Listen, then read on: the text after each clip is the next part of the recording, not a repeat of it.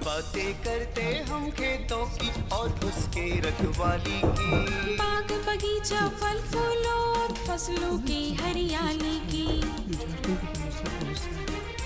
हम बीजों की बातें करते उत्तम जल संसाधन की, हम तकनीकी बातें करते फसलों के उत्पादन की। हर किसान का सपना सच हो जीवन सुखद बनाने को, गाँव-गाँव के हर आंगन का प्यारा सा ये दर्शन। कृषि दर्शन, कृषि दर्शन, कृषि दर्शन, कृषि दर्शन, कृषि दर्शन, कृषि दर्शन, कृषि दर्शन, कृषि दर्शन। नमस्कार, जोहार। कृषि दर्शन कार्यक्रम में आप सभी किसान भाई बहनों का स्वागत है। कृषि जगत से जुड़ी हुई तरह तरह की नई नई जानकारियां हम आपके लिए लेके आते हैं ताकि आपकी खेती बाड़ी आसान और सुलभ हो सके। आज के विषय हम बहुत ही खास लेके आए हैं आपके लिए। तो चलिए कार्यक्रम की शुरुआत में सबसे पहले देखते हैं कृषि समाचार। नमस्कार, कृषि समाचार में आपका स्वागत है। मैं हूं अंशुशिखा लकड़ा। आइए देखते हैं आज कृषि समाचार में क्या है खास। बागवानी खेती के लिए हजारीबाग में चलाई जा रही है MIDH योजना। धान और दलहन की खेती के लिए कृषि यंत्र सहित कई सुविधाएं। कद्दू के बेहतर उत्पादन के लिए लगाएं उन्नत प्रभेद पूसा नवीन। अब समाचार विस्तार से। हजारीबाग जिला में MIDH योजना के तहत राष्ट्रीय बागवानी मिशन योजना का कार्यान्वयन किया जा रहा है। इस योजना के अंतर्गत हजारीबाग के किसान फल, फूल, सब्जी, मसाला फसल की खेती के लिए आर्थिक सहायता के रूप में अनुदान ले सकते हैं। साथ ही दूसरे राज्यों में परिभ्रमण, प्रशिक्षण के अलावे प्लास्टिक मल्चिंग, पैक हाउस, प्याज भंडारण गृह की स्थापना कर सकते हैं। इस योजना से लाभ लेने के लिए हजारीबाग जिला उद्यान कार्यालय में आवेदन दे सकते हैं। गुमला जिला में धान और दलहन की उपज बढ़ाने के उद्देश्य से राष्ट्रीय खाद्य सुरक्षा मिशन योजना के तहत कई सुविधाएं उपलब्ध कराई जा रही हैं। इन सुविधाओं में छोटे बड़े 18 कृषि उपकरण, समेकित पोषक तत्व सामग्री, समेकित कीट प्रबंधन सामग्री सहित threshing floor, mini rice mill, mini दाल मिल के लिए अनुदान ले सकते हैं। इस योजना से लाभ लेने के लिए जिला कृषि पदाधिकारी सह परियोजना निदेशक आत्मा कार्यालय गुमला में आवेदन दे सकते हैं। चना फसल में उकठा रोग ना हो, इसके लिए बुआई से पहले ही मिट्टी का उपचार कर ले। इसके लिए मिट्टी में अनुशंसित मात्रा में चूना, करंज, खल्ली, कंपोस्ट मिलाएं।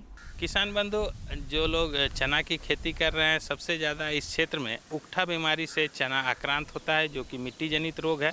और इसको नियंत्रण करने के लिए सबसे पहले जो है खेत का मिट्टी का उपचार करना चाहिए। 1 एकड़ के लिए 1 क्विंटल हम लोग जो है चूने का व्यवहार करते हैं, 1 क्विंटल करंज खली का व्यवहार करते हैं और लगभग जो है 100 किलो कंपोस्ट खाद में ट्राइकोडर्मा विरिडी हर्जियानम 1 किलोग्राम उसको बढ़िया ढंग से मिला लें। उसमें 1 किलो सूडोमोनास मिला लें और ये दोनों को मिला करके अगर खेत में हम व्यवहार करते हैं तो उसके बाद बीज उपचार करके जब लगाते हैं तो मिट्टी जनित जो रोग है उससे जो है हम अपनी चना फसल को बचा सकते हैं। राज्य के जो किसान कद्दू की ग्रीष्मकालीन खेती करना चाहते हैं, वे फरवरी माह समाप्त होने से पहले बुआई कर ले। कद्दू के बेहतर उत्पादन के लिए उन्नत प्रभेद पूसा नवीन या अर्का बहार लगाएं। कद्दू की बुआई में 4 से 6 किलोग्राम बीज प्रति हेक्टेयर की दर से लगाएं। थाला बनाकर बीज बोएं। प्रति थाला 3 से 5 बीज बोएं। बुआई में कतारों और पौधों के बीच 2.5 से 3 मीटर की दूरी रखें। उन्नत प्रभेद पूसा नवीन या अर्का बहार की उत्पादन क्षमता 150 से 200 क्विंटल प्रति हेक्टेयर है। पेग टाइप ड्राईलैंड वीडर मानव चालित कृषि यंत्र है। किसान इसकी मदद से कतार में लगी हुई सब्जी फसलों की निकाई गुड़ाई कर सकते हैं। यह यंत्र खुरपी की तुलना में 40% मजदूरी की बचत, 30% संचालन खर्च में बचत और 3 से 5% उपज में वृद्धि करता है। आइए जानते हैं मिर्च फसल को रोग मुक्त रखने के लिए क्या करें। किसान भाइयों, आप किसी भी मौसम में मिर्च फसल की खेती करें। इसे रोग और कीटों से बचाने के लिए बुआई से पहले बीजोपचार जरूर करें। इसके लिए प्रति किलोग्राम बीज की दर से 5 मिलीलीटर स्यूडोमोनास फ्लोरोसेंस सॉल्यूशन दवा का उपयोग करें। और अब एक नज़र राज्य के 5 प्रमुख शहरों के मौसम के मिजाज पर। आज राज्य के 5 प्रमुख नगरों के अधिकतम और न्यूनतम तापमान कुछ इस प्रकार दर्ज किए गए। रांची का अधिकतम तापमान 32 डिग्री सेल्सियस और न्यूनतम 14 डिग्री सेल्सियस। जमशेदपुर का अधिकतम तापमान 39 डिग्री सेल्सियस और न्यूनतम 15 डिग्री सेल्सियस। मेदिनीनगर का अधिकतम तापमान 32 डिग्री सेल्सियस और न्यूनतम 13 डिग्री सेल्सियस। देवघर का अधिकतम तापमान 30 डिग्री सेल्सियस और न्यूनतम 16 डिग्री सेल्सियस। धनबाद का अधिकतम तापमान 31 डिग्री सेल्सियस और न्यूनतम 20 डिग्री सेल्सियस रहा। कृषि समाचार में आज इतना ही। अगले दिन अगले अंक में फिर मुलाकात होगी कुछ ताज़ा तरीन खबरों के साथ। तब तक के लिए दीजिए इजाज़त। नमस्कार, जोहार। किसान भाइयों, आप देख रहे थे कृषि समाचार, जहां पे खेती बाड़ी से जुड़ी हुई तरह तरह की जानकारियों का लाभ लिया, मौसम के मिजाज के बारे में जाना और मंडी का कैसा रहेगा हाल वो भी जाना। अब वक्त तो चला छोटे से विराम का। अब कहीं मत जाइएगा, हम यूं गए और यूं आए। भारत सरकार का हर प्रयास किसानों को दे रहा है एक नई आस। देश के किसानों की खुशहाली और उन्हें आत्मनिर्भर बनाने के लिए भारत सरकार समर्पित है। प्रधानमंत्री श्री नरेंद्र मोदी जी के नेतृत्व में कृषि क्षेत्र में किए गए निरंतर प्रयासों के फलस्वरूप देश खाद्यान्न व बागवानी के क्षेत्र में आत्मनिर्भर हो चुका है और देश में दलहन का उत्पादन भी बढ़ा है। इसी तरह भारत सरकार ने खाद्य तेलों के उत्पादन को बढ़ाने के भी अनेक प्रयास किए हैं। इसी क्रम को आगे बढ़ाते हुए माननीय प्रधानमंत्री श्री नरेंद्र मोदी जी के नेतृत्व में भारत सरकार ने दूरदर्शी निर्णय लेते हुए राष्ट्रीय खाद्य तेल मिशन ऑयल पाम की शुरुआत की है। इस मिशन से देश भर के किसानों को बहुत लाभ मिलेगा। कृषि के पूंजी निवेश में वृद्धि होगी, खाद्य तेल आयात पर देश की निर्भरता कम होगी और रोजगार के नए अवसर पैदा होंगे। खाने के तेल में आत्मनिर्भरता के लिए अब राष्ट्रीय खाद्य तेल मिशन ऑयल पाम का संकल्प लिया गया है। इससे किसानों को तो सीधा लाभ होगा ही, गरीब और मध्यम वर्ग के परिवारों को सस्ता और अच्छी क्वालिटी का तेल भी मिलेगा। यही नहीं, ये मिशन बड़े स्तर पर रोजगार का निर्माण करेगा। इस मिशन के अंतर्गत ऑयल पाम का रकबा और पैदावार बढ़ाने पर जोर देने के लिए सरकार ने 11,000 करोड़ रुपए से अधिक की सहायता राशि निर्धारित की है। मिशन के तहत सरकार ने ऑयल पाम की खेती के लिए रोपण आदि की सहायता में बढ़ोतरी करते हुए पहले मिलने वाले 12,000 रुपए प्रति हेक्टेयर को बढ़ाकर 29,000 रुपए प्रति हेक्टेयर तक कर दिया है। ऑयल पाम के पुराने बागों के पुनरुद्धार के लिए 250 रुपए प्रति पौधा के हिसाब से विशेष सहायता दी जा रही है। पौधारोपण सामग्री की कमी दूर करने और बीजों की पैदावार करने वाले बागों को भी सहायता दी जाएगी। इसके तहत 15 हेक्टेयर ऑयल पाम उद्यान के लिए 80 लाख रुपए तक की सहायता राशि दी जाएगी। इसके अलावा नर्सरी विकास के लिए 40 लाख रुपए तक तय किए गए हैं। पूर्वोत्तर और अंडमान राज्यों के लिए विशेष सहायता का भी प्रावधान है। ऑयल पाम के किसान ताजे फलों के गुच्छे यानी FFB का उत्पादन करते हैं, जिनकी वर्तमान में कीमतें अंतर्राष्ट्रीय मूल्यों में उतार चढ़ाव के आधार पर तय होती हैं। पहली बार केंद्र सरकार ताजे फलों के गुच्छे की कीमत के लिए किसानों को आश्वासन दे रही है। ये व्यवहार्यता मूल्य यानी VP कहलाएगा, यानी किसानों को कोई घाटा नहीं होने दिया जाएगा। व्यवहार्यता मूल्य VP तय करने की शुरुआत 1 नवंबर से होगी और अगले वर्ष 31 अक्टूबर तक जारी रहेगी। इसे ऑयल पाम वर्ष कहा जाएगा। इस योजना के तहत वर्ष 2025-26 तक ऑयल पाम का रकबा 6.5 लाख हेक्टेयर सृजित करने और कच्चे ऑयल पाम की पैदावार वर्ष 2025-26 तक 11.20 लाख टन पहुंचाने का लक्ष्य निर्धारित किया गया है। सरकार के इस महत्वपूर्ण निर्णय से देश में ऑयल पाम की खेती करने वाले किसानों में विश्वास पैदा होगा और वे खेती का रकबा बढ़ाएंगे। इस तरह पाम ऑयल का उत्पादन भी बढ़ेगा, जिससे किसानों की आय बढ़ेगी और ग्रामीण अर्थव्यवस्था भी सुदृढ़ होगी। विराम के बाद आपका फिर से स्वागत है। हमारे किसान भाई बहन सब्जी की खेती सालों भर करते हैं क्योंकि हमारी खाद्य पदार्थों में प्रमुख स्थान भी रखता है सब्जी फसल। आज का विषय भी हम कुछ ऐसा ही लेके आए हैं। विषय है सब्जी फसलों की खेती एवं देखभाल आप कैसे करेंगे, किन बातों का खास तौर पे ध्यान रखेंगे। तो चलिए देर न करते हुए सीधे चलते हैं स्टूडियो पे, जहाँ पे हमारे विशेषज्ञ हमसे जुड़ चुके हैं।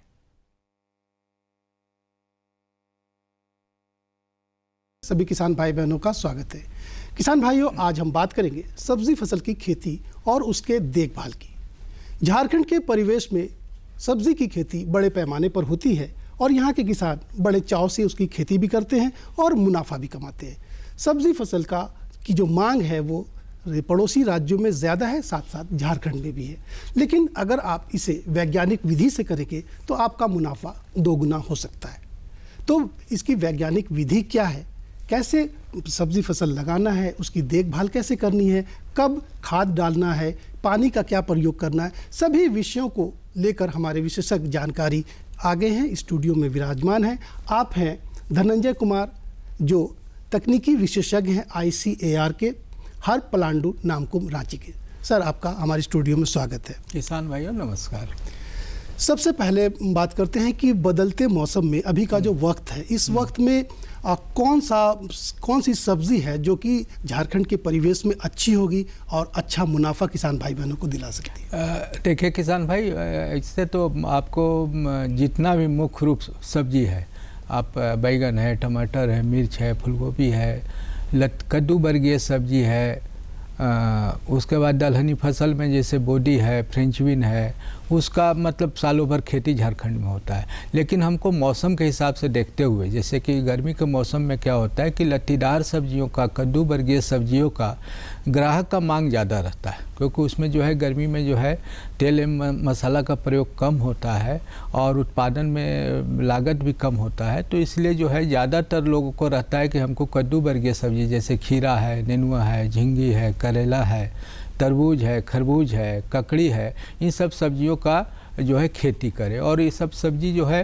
90 से 120 दिन में बीज बुआई से लेकर के ख़त्म हो जाता है, तैयार हो जाता है। तो मुख्य रूप से अभी जो है लत्तीदार सब्जियों पर खेती ज़्यादातर करना चाहिए, क्योंकि इसमें क्या है कि गर्मी के दिनों में अगर हम सहारा न भी देंगे तो नीचे ज़मीन में ही फैल करके हमारा सब्जी हो जाता है। दूसरा जो है एक मिर्च के बारे में भी, हरी मिर्च जो है हमारे झारखंड के लिए बहुत उपयोगी है और उसका मांग जो है बरसात के दिनों में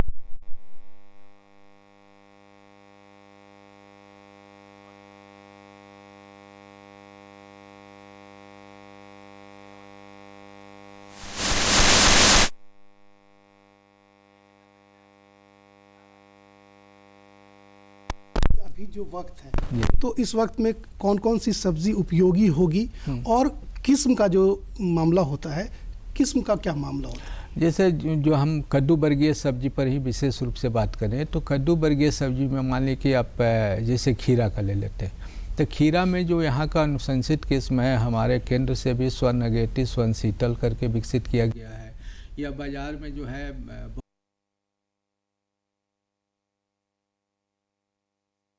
टेस्टी करके आता है, और अलग अलग नंबर से आता है, प्राइवेट कंपनी का जो नंबर से है, शंकर किस्म है जो किसानों के बीच में बहुत प्रचलित है। तो अगर उनके यहाँ जो प्रचलित किस्म है तो उसको लगा सकते हैं। न तो जैसे हमारे अनुसंधान केंद्र पलांडू से विकसित है, करेला में स्वर्ण यामिनी है, झींगी में स्वर्ण मंजरी है, स्वर्ण उपहार है, और नेनुआ में स्वर्ण प्रभा है, लौकी में स्वर्ण स्नेहा है। इन सब किस्मों का जो है लगा सकते हैं, हमारे केंद्र पर बीज उसका उपलब्ध है। उसके अलावा तरबूज जो है यहाँ के लिए एक बहुत ही अच्छा फसल है, क्योंकि गर्मी के दिन में तरबूज मतलब आदमी सीधे फल के तौर पर है तो सब्जी में, लेकिन उसको फल के तौर पर तरबूज और खरबूज और खीरा को भी और ककड़ी को भी, ये जो है सब्जी में, लेकिन इसको फल के तौर पर डायरेक्ट हम खाते हैं। तो तरबूज यहाँ पर बहुत अच्छा उत्पादन भी दे रहा है, बड़े पैमाने पर हो रहा है, किसान भाई उसको बहुत बड़े पैमाने पर कर रहे हैं। और जो बाहर का तरबूज आता था उससे ज़्यादा अच्छा हमारा झारखंड का तरबूज जो है यहाँ पर उत्पादन जो हो रहा है। तो तरबूज का खेती भी अगर करते हैं, खरबूज में भी करते हैं, तो तरबूज और खरबूज में हमारा सुझाव रहेगा कि बहुत सा ज़्यादातर निजी कंपनियों का ही किस्में हैं जो प्रचलित है जो 2.5 से 3 kg साइज का तरबूज का जो है थोड़ा सा लंबा गोल वाला नहीं, लंबा वाला का मांग ज़्यादा है, तो उसका करना चाहिए। उसमें जैसे आपको किरण है, बेबी है, सरस्वती है, इस तरह से और नंबर से आता है। सभी कंपनी का जो अच्छा कंपनी है उसका उनको प्रयोग करना चाहिए। खरबूजा भी एक यहाँ के लिए बहुत ही उपयुक्त है और बाज़ार में हमेशा 40, 50, 60 रुपये खरबूजा का जो है रेट रहता है। तो उसमें एक ही किस्म ज़्यादा झारखंड में प्रचलित है, बॉबी करके है, जो बहुत ही यहाँ के लिए उपयुक्त है और उसका जो है उत्पादन भी बहुत ही अच्छा है यहाँ के मिट्टी में, यहाँ के क्लाइमेट में। तो इन सब किस्मों का जो है किसान भाइयों को ध्यान रख करके करना चाहिए। और जो हम मिर्च की बात कर रहे थे, तो मिर्च में संकर किस्म भी है, देसी किस्म भी है। देसी किस्म में जो है हमारा जो है हमारे अनुसंधान केंद्र से स्वर्ण प्रफुल्ल्या, स्वर्ण तेजस्वी, स्वर्ण आरोही, स्वर्ण अपूर्वा 4 किस्में विकसित किया गया है, जो यहाँ के लिए पूरे वर्ष के लिए जाड़ा, गर्मी, बरसात तीनों सीजन के लिए जो है उपयुक्त है। उसका भी बीज हमारे केंद्र पर उपलब्ध है, तो उसका भी किसान भाई कर सकते हैं। उसके अलावा अगर किसान भाई कोई किस्म पहले से कर रहे हैं और उसका अगर उत्पादन अच्छा मिल रहा है, तो उनको बदलने की ज़रूरत नहीं, उन किस्मों का ही खेती से लाभ उठा सकते हैं। ऐसे में बहुत सारे किसान जो हैं बाज़ार से पौधे ले लेते हैं, लेकिन अगर कोई किसान ये चाहे कि हम बिचड़ा खुद से तैयार करें या पौधा खुद से तैयार करें, ऐसे में उनको क्या करना पड़ेगा? देखिए, अभी एक तो जो बिचड़ा तैयार किया जाता है, जितना भी बैगन, टमाटर, मिर्च, फूलगोभी, बंधा गोभी है, इसका किसान बिचड़ा तैयार करते हैं। पारंपरिक जो खेती होता है उसमें बिचड़ा तैयार होता है। और कद्दू वर्गीय सब्जी का जितना लतीदार सब्जी है, इसका बिचड़ा तैयार किसान भाई नहीं करते हैं, क्योंकि कोई तकनीक नहीं था। अभी जो है एक नई तकनीक आई है, प्लास्टिक के ट्रे में, प्रो ट्रे में बिचड़ा उत्पादन, स्वस्थ बिचड़ा उत्पादन। उसमें मिट्टी रहता है, मिट्टी का प्रयोग नहीं करते हैं। कोकोपीट, नारियल का छिलका को पीस करके बाज़ार में स्टरलाइज किया हुआ जमाया हुआ आ रहा है। किसान, बहुत से किसान भाई जो है उसको प्रयोग भी कर रहे हैं। तो उसका और उसमें केचुआ खाद का आधे मात्रा अगर हम प्रयोग मिक्सचर बना करके उस ट्रे में लगाते हैं, तो जितने आप लतीदार सब्जी है जिसका आप बिचड़ा नहीं तैयार करते हैं, उसका अगर हम बिचड़ा तैयार करके रोपाई करेंगे, तो उससे क्या होगा कि उनका बीज का बचत होगा। पहला होगा कि बीज कम लगेगा, अभी बीज बहुत महंगा है, तो हमारा बीज का बचत होगा। दूसरा क्या होगा कि जैसे अभी आज हम बात कर रहे हैं कि लतीदार सब्जी से ही लाभ होगा, तो अभी अगर उनका खेत तैयार नहीं है या खेत खाली नहीं हुआ है, उस परिस्थिति में उनका खेती जो है लेट हो जाता है। जब खेत खाली होगा, खेत तैयार करेंगे। तो अभी जो है अगर हम प्लास्टिक के ट्रे में, प्रो ट्रे में जितने कद्दू वर्गीय सब्जी है जिनको कि किसान भाई लगाना चाहते हैं, उसको जो है बीज उसमें डाल दें और 20 से 25 दिन में जो है बिचड़ा तैयार हो जाएगा। इस बीच में उनको समय मिलेगा जिससे कि वो खेत को जुताई कर ले, कोड़ाई कर ले और खेत की तैयारी अच्छी तरह से कर ले, तो खेती जो है उनका लेट नहीं होगा। और जो मिर्च की बात कर रहे हैं या बैगन, टमाटर, फूलगोभी की बात कर रहे हैं, उसका तो प्रो ट्रे में बिचड़ा तैयार करना ही चाहिए। प्रो ट्रे में बिचड़ा तैयार करने से आपको पहला बीज का बचत, दूसरा जो है मिट्टी से बीमारी, फफूंद जनित बीमारी होता है, वह हमारे बिचड़ा में 25 से 30 दिनों तक नहीं होता है। तो बिना कोई रासायनिक दवा का जो है बीमारी से हमारा नियंत्रण हो जाता है, बिचड़ा स्वस्थ रहता है।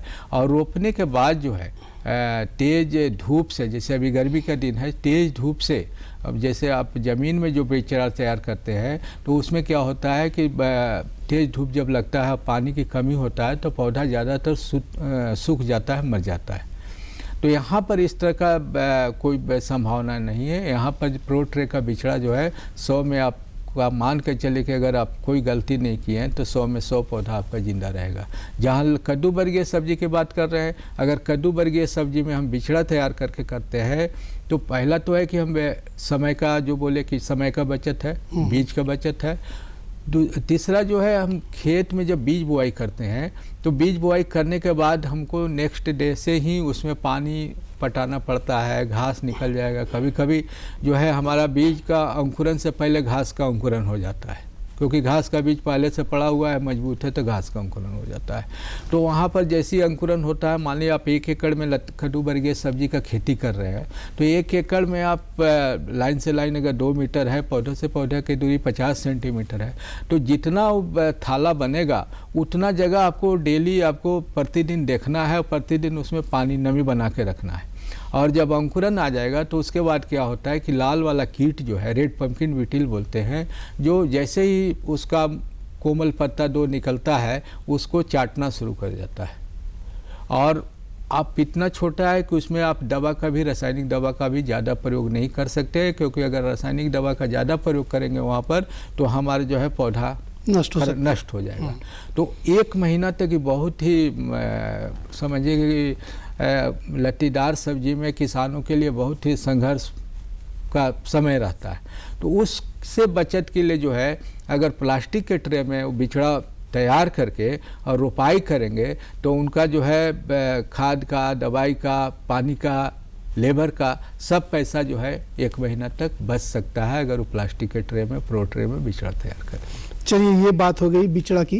सर, अभी जैसे कि बहुत सारे पढ़े लिखे लोग भी कृषि कार्य में लग रहे हैं, तो वैसे किसान जो कि अब चाहते हैं कि सब्जी की खेती करें, और तो खेत की तैयारी, खेत का चुनाव, मिट्टी किस तरह की होनी चाहिए, इसके बारे में थोड़ा बता दीजिए। देखिए, खेत तो जहाँ पर जो है उसमें मिट्टी में तो हम परिवर्तन नहीं कर सकते हैं कोई भी किसान को, उसको खेती करना है, हमको उसी में लाभ लेना है।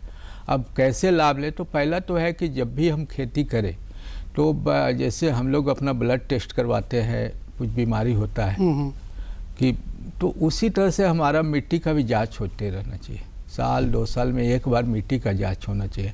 मिट्टी के जांच होने से क्या है कि हमको पता चलता है कि हमारे खेत में जो है किस पोषक तत्व की अधिकता है, किस पोषक तत्व की कमी है। हाँ। अगर जिसका अधिकता है उस खाद को अगर हम प्रयोग कर रहे हैं तो हमारा पैसा बर्बाद हो रहा है, उससे हमको लाभ नहीं मिल रहा है। और जिसका कमी है उसको हम कम डाल रहे हैं।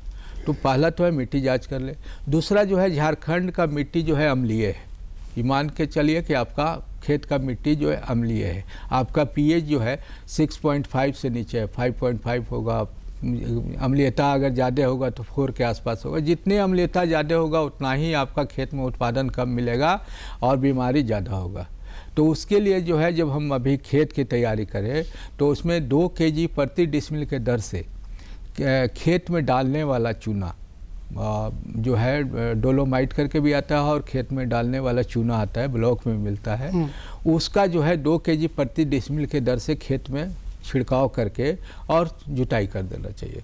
उसके साथ साथ जो है करंज खल्ली हो या नीम का खल्ली, इसका भी जो है 1 से 2 kg प्रति डिसमिल के दर से आप अपने खेत में उसको छींट करके और जुताई कर दें। गोबर खाद की मात्रा आप जितना ज़्यादा डालेंगे उतना ही खेती आपका लाभदायक होगा। आप रासायनिक खाद की मात्रा को कम कीजिए और गोबर खाद की मात्रा, सड़ी हुई पत्ती, पुआल का खाद का या केचुआ खाद की मात्रा आप अगर उसमें खेत में ज़्यादा प्रयोग करेंगे तो जो है आपका मिट्टी जो है अच्छा उर्वरा शक्ति उसकी बनी बढ़ जाएगा। तो उससे क्या है कि आपका जब ऑर्गेनिक मैटर ज़्यादा आपका मिट्टी में रहेगा तो आपका बीमारी भी कम होता है। जहाँ पर ऑर्गेनिक मैटर कम होता है, जैविक खाद कम होता है, तो वहाँ पर हमारा बीमारी पौधों को ज़्यादा होता है, पौधा हेल्दी नहीं रहता है। तो जब भी आप तैयारी कर रहे हैं तो चूना, खल्ली, गोबर की खाद इसको खेत में डाल दें। और जो अनुशंसित मात्रा में जो आपको रासायनिक उर्वरक जैसे कि फास्फोरस और पोटास, नाइट्रोजन को कभी भी ज़मीन तैयार करते समय नहीं डालना चाहिए, क्योंकि नाइट्रोजन अगर आप डालेंगे तो उसका तुरंत एक्शन है, वो तुरंत उसको पौधा रहेगा तब उसको काम करेगा, और नहीं तो आप डाल दिए तो बेकार हो जाता है। अच्छा। तो आपको जो है फास्फोरस और पोटास वाली खादें जो है उसको मिट्टी तैयार करते समय डालना चाहिए। और मिट्टी तैयार करते समय एक चीज़ और ध्यान देना चाहिए कि जैसे ज़्यादातर किसान भाई अभी जो है टपक सिंचाई, पानी, क्योंकि गर्मी के दिन में क्या है कि हमारा झारखंड में पानी की बहुत कमी है, तो हम कम पानी में कैसे खेती करें, उसके लिए जब हम खेत की तैयारी कर रहे हैं तो अगर आपके टपक सिंचाई सिंचाई का प्रणाली लगा हुआ है, आपके खेत में ड्रिप इरिगेशन लगा हुआ है, तो अभी से ही ऐसा बेड तैयार कर ले कि गर्मा फसल का खेती तो आप करें ही, उसके साथ साथ उसी बेड में जो है बरसात के दिनों में भी खेती हो जाएगा, तो अगला फसल के लिए आपको जुताई कोड़ाई का भी पैसा बच जाएगा। तो जो भी हम तैयारी करें वो अगले 2 फसल के लिए भी करें। तो जो भी टपक सिंचाई वाले किसान हैं बेड उसी तरह से तैयार करें। जो टपक सिंचाई जो नहीं लगाए हैं वह जो अपना खेत को इस तरह से तैयार करें कि लाइन से लाइन की दूरी जो भी लत्तीदार सब्जी में है कम से कम 2 मीटर और ज़्यादा से ज़्यादा 3 मीटर। सर 2 मिनट में इस सवाल का जवाब चाहिए कि अभी जो सब्जियां लगी हुई हैं किसान देखभाल अपने तरीके से तो कर रहे हैं, अगर वैज्ञानिक विधि से उसकी देखभाल करनी हो तो कैसे करेंगे? किसान भाई जैसे कि आपका अभी फसल जो लगा हुआ है और वो फसल जब लगा हुआ है तो अभी जो है बहुत सा फसल में कीट का प्रकोप ज़्यादा होगा। जैसे कि जितने कद्दू वर्गीय सब्जी जो किसान भाई लगा चुके हैं तो उसमें एक कीट जो है लीफ माइनर जो है पत्ती सुरंग कीट है, तो उसका जो है जहाँ पर भी आपको लक्षण दिखाए पत्ती पर लाइन लाइन रहता है तो उसको जो है पत्ती को काट करके हटा दे। दूसरा कीट का प्रकोप आपको आपका पत्ती में ज़्यादा होगा, माइट एक लाल मकड़ी होता है जो पत्ती के नीचे होता है, तो उसका नियंत्रण के लिए पत्ती को काट करके हटाएं ही साथ साथ जो है वो माइट या ओब्रोन नामक दवा का छिड़काव करें। तीसरा जो है एक कीट आपको ज़्यादा परेशान कर रहा होगा पत्ती के नीचे, वो भी थ्रिप्स नाम के कीट रहता है जो पत्ती का रंग को बदल देता है और ग्रोथ कम हो जाता है। तो उसके नियंत्रण के लिए जो है कन्फिडोर नामक दवा जो है आधा ml प्रति लीटर पानी में मिला करके अगर आप छिड़काव करेंगे तो जो भी खड़ी फसल है उसमें आपका लाभ होगा। और नीम आधारित दवा का प्रयोग आप ज़्यादा करें जिससे कि रासायनिक दवा का प्रयोग कम करना पड़े। चलिए, तो देखा किसान भाई बहन कि तकनीकी विशेषज्ञ ने हमें किस तरह की जानकारी दी। जानकारी देना हमारा मकसद ये है कि आपकी आमदनी जो है वो दुगनी किसी तरह से हो जाए, और अगर आप इस पर अमल करेंगे तो आपकी आमदनी दोगुनी करने से कोई नहीं रोक सकता। फिलहाल बहुत बहुत शुक्रिया आपका सर कि आप हमारे स्टूडियो आए, और किसान भाइयों आपका भी बहुत बहुत शुक्रिया आपने हमारे कार्यक्रम को देखा। अब अगले कार्यक्रम में फिर आपसे मुलाकात होगी, तब तक के लिए पूरी टीम को दीजिए इजाज़त। नमस्कार किसान भाइयों, नमस्कार।